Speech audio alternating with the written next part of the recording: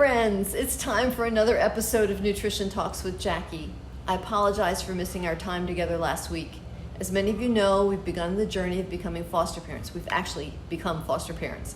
We added 2 boys to our family. Our focus turned into meeting their needs and helping them feel connected and loved. So things are getting pretty exciting at the Burkhardt house. The noise level's gone up just a notch. All right, just a quick aside. I really want to encourage each of you to consider how you can be a part of caring for children in crisis. There is such a need. Maybe you can't be a foster parent. You don't have the temperament for it. You don't have the space for it. But maybe you could lock arms with someone who is and pray for them and meet some immediate needs. Okay, back to our discussion about proteins. This is week 5. And so far we've covered why protein is important, what protein is made of, and how our bodies use it. We've looked at various sources of protein, what I recommend as far as amount of protein compared to the other macronutrients, and what protein sources we actually recommend. You can find all those talks on our Facebook page. Today we're going to talk about how protein helps with weight loss. We were going to crunch some numbers also, but I want to keep these videos to about 3 minutes, so the numbers are going to have to wait until next week. We will get to those, even though I don't really like numbers. No problem. Okay, you know if you've watched our other videos that I'm not a registered dietitian or a nutritionist. I'm an Herbalife health coach.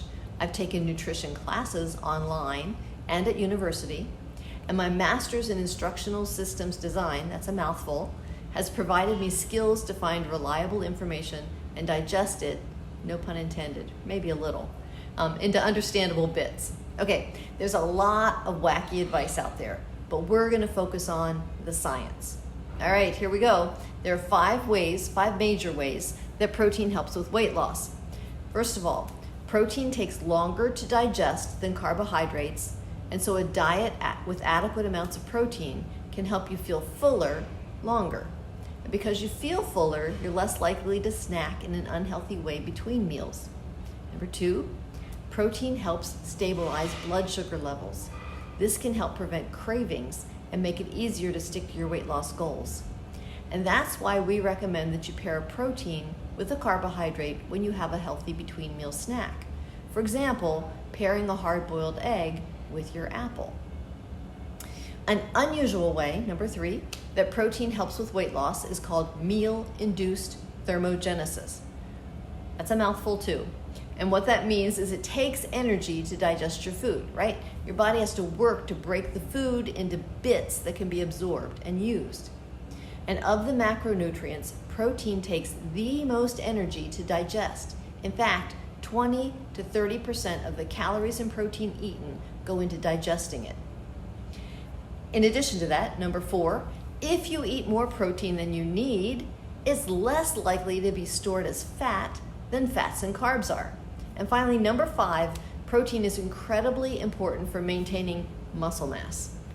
When you reduce your calorie intake, your body needs to get energy from somewhere. And higher amounts of protein help to preserve your lean muscle and encourage fat to be burned for fuel, not muscle. And the more muscle you have, the more your body needs, more calories your body needs just naturally. All right, that's it for today. The biggest piece of info I want you to put into practice, starting today, is having a protein every time you eat. There is no protein in that muffin and coffee for breakfast. All right, see you next week when we will crunch those numbers. And remember, take care of your body. It's the only place you have to live. Let's stay fit for life.